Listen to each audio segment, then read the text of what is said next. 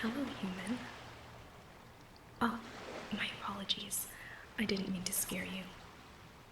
Well, yes, I do look quite different than you, so I suppose anyone would be slightly frightened. You haven't met a mermaid before? Nice to meet you. My name is Laven. What's yours? Oh, nice name. Never heard it before. Yes, I've met many humans before. Many other beings as well. Well, the portal you passed through is one of many. That one led you here, to the Azure Cove. Obviously named for the color of the water. However, there are many other portals scattered throughout Valimerence. These portals connect to other worlds, like yours. So, what were you doing out there in the woods? Oh, an adventure. I see.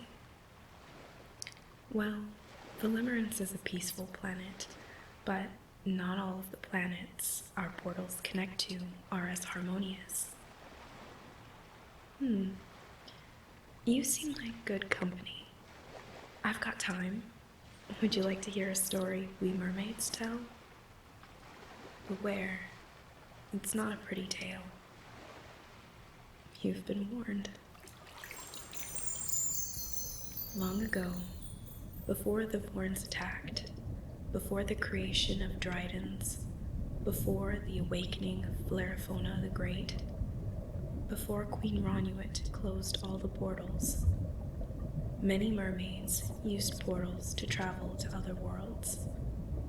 Most were beautiful worlds, full of life. However, one particular portal was forbidden.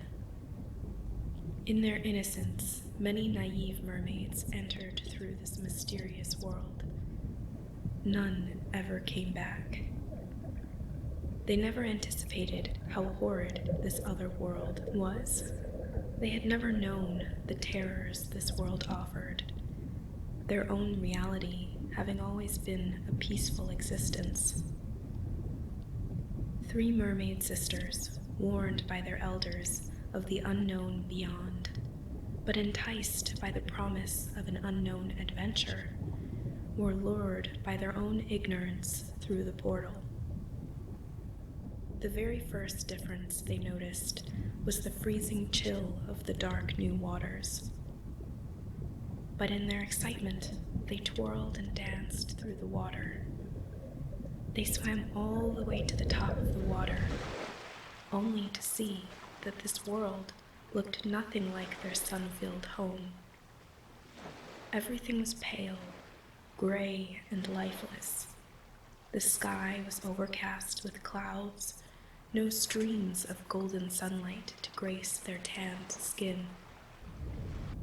In their wonder, they hadn't noticed what had crept up behind them, its quiet stalk in the dark waters, allowing their terrorized screams only to escape when it was too late. Their middle sister, meee, was half gone, right before their eyes, her bloody half floating in the water as everything seemed to be in slow motion. The blood was everywhere around them, leaving a metallic taste in their mouths. The 2 remaining sisters searched for a way out, but in their panic, they felt trapped, the water never ending. They swam until their bodies screamed, and finally, the youngest, Ione, lost consciousness. Senna swept Ione into her arms, shaking and unsure of what to do, or where to go.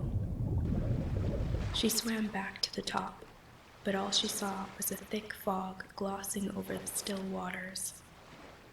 As she sat in silence, Senna could hear the slow creaking of something in the distance and voices.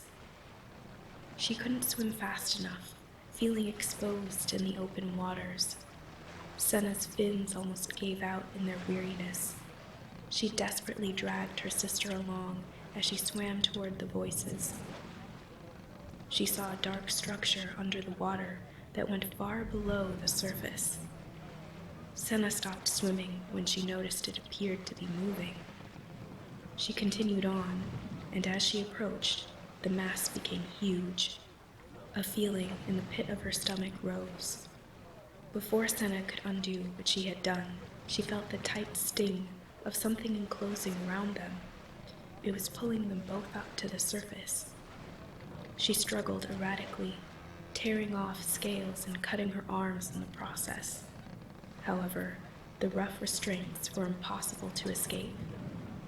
Senna looked at her sister, who was still unconscious. Ione looked peaceful in her ignorance of their danger. They were pulled high up from the water, dangling from a structure holding them up. Senna hissed as tall, large beings shouted and prodded the two mermaids in their containment. They were rough-looking beings, standing on two legs like the nymphs of the land. Senna knew of legs. She knew what was said would happen if you stayed out of water, but had never experienced it. The beings smelled and were wearing things all over their bodies. They were much hairier than the nymphs or elves, and their features sharper. Senna laid uncomfortably in the containment, her face forced into the tight restraints from her own weight. The beings were yelling at one another. They looked angry, even scared. One got close with a bright light, and heat radiated close to her face, warming her until it was so close it began to burn. She hissed, and the being jumped back, dropping the light into the dark depths below. Out from the shadows emerged an even taller being. He was wide-shouldered, his muscled arms showing through the fur he had clothed around his body. His hair was dark, unakin to the red and gold of the other beings, and a contrast against his pale skin. His eyes were piercing, claiming authority. She dared not turn away, yet she felt she couldn't look much longer, fearing the bile rising in her stomach. He spoke to the other beings, and they did his bidding. She felt them roughly swing the contraption she was captured in over the structure they were standing on. However, it all barely registered in her mind. All Senna could hear was the ringing of their leader's voice in her head. It was strong and deep, unlike any voice she had ever heard. "We must study them, my king. This is the first time anyone has." The healer was cut off by a deep, roaring voice. The two spoke in the privacy of the king's quarters, an urgency hanging in the air. "And what will you do this time? Cut them open? Spill their guts so you can know if they're different from us?" The king interrupted, an incredulous spite on his tongue. "Well, yes," the burly healer replied shortly, overstepping his bounds. "Of course we should know. It is not as though they are like us. It can't even talk. All it does is hiss like a possessed sea serpent." He spat. "What else would we do with them? Keep them? Soon they will die, along with the others, bloated and rotting corpses after floating for days." The healer continued. "This way they will be fresh, and we can put their meat to use after my records." In a thunderous rage, the king overturned the table, seething at the words of his subordinate shipmate. "You will not cut them up for your own hedonic pleasures. I will not have my men eating a being with a face akin to our wives and daughters, lest the gods curse our families for your venality." The king's rage shone as his face wrinkled in disgust. "Leave, and do not speak of this putrid subject again." The healer's eyes bulged, remembering his place as he bowed his head in submission, only uttering the words, "My king," as he fled the room. Senna and Ione woke as the men threw them into a cage and were lowered along the side of the floating mass. They curled their tails around each other as they were dragged with the ship, its eerie mass uncaring of their terror as it sailed through the waters. Days passed, their fear increasing as the waters became even more mysterious. The cold of the depths turning their skin blue and their tears lost in the abyss. They thought of all that happened when they swam through the portal, entering a torment for their ungrateful ignorance. They mourned their lost sister, whilst trying to stop the memories of the horrific scene. Shaken from her exhaustion-induced sleep, Senna awoke to Eon's panic-stricken face. In the distance was a spherical, dark blob along a path towards the ship. Eon turned to Senna and whispered, "It has been appearing and disappearing." Her eyes begged for her elder sister to explain it away, to ease her fears. When they both looked back, the figure was gone, only to reappear again towards the left. It approached closer, bobbing up and down as it came. The huge creature appeared in front of the cage, not yet touching the metal bars. "Don't worry, Eon. It is much too large to enter," Senna promised. However, the figure opened up to reveal it had 8 limbs. It wrapped them around the structure and easily pulled itself through the tiny bars to join them inside the cage. The creature grabbed Eon from Senna's grasp, its suction and grip overwhelmingly greater than her desperate pulls. They thrashed against the bars as it tried to envelop them both. The clang of the metal hitting her head was clearly heard underneath the water.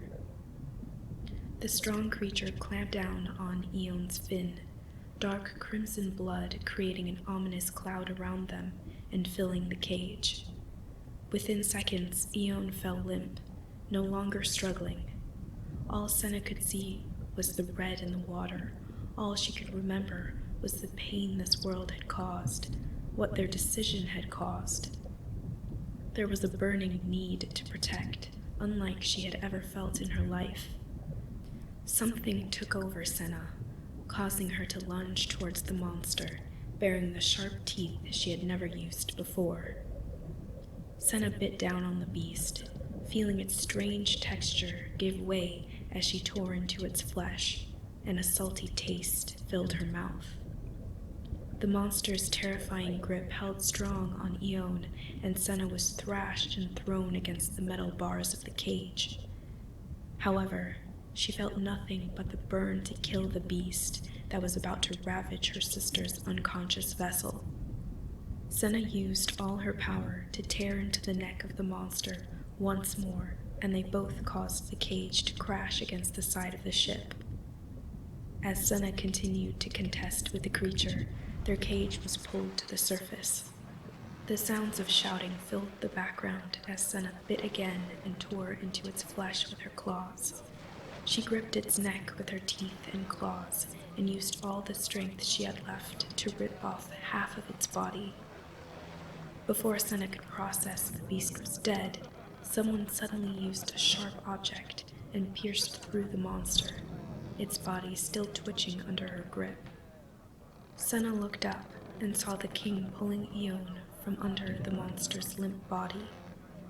They met eyes, his harsh and fearsome, and hers losing their fight. She tried to reach for her sister, but was instead picked up by one of his men.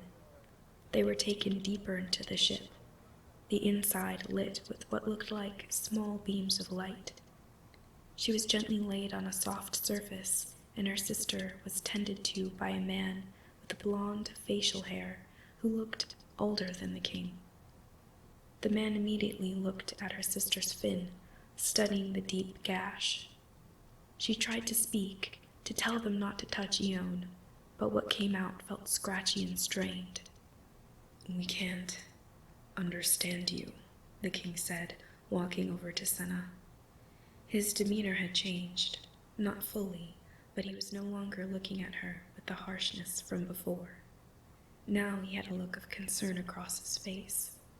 Osmond, how's the other one? Awake? The king spoke to the healer without turning away from Senna.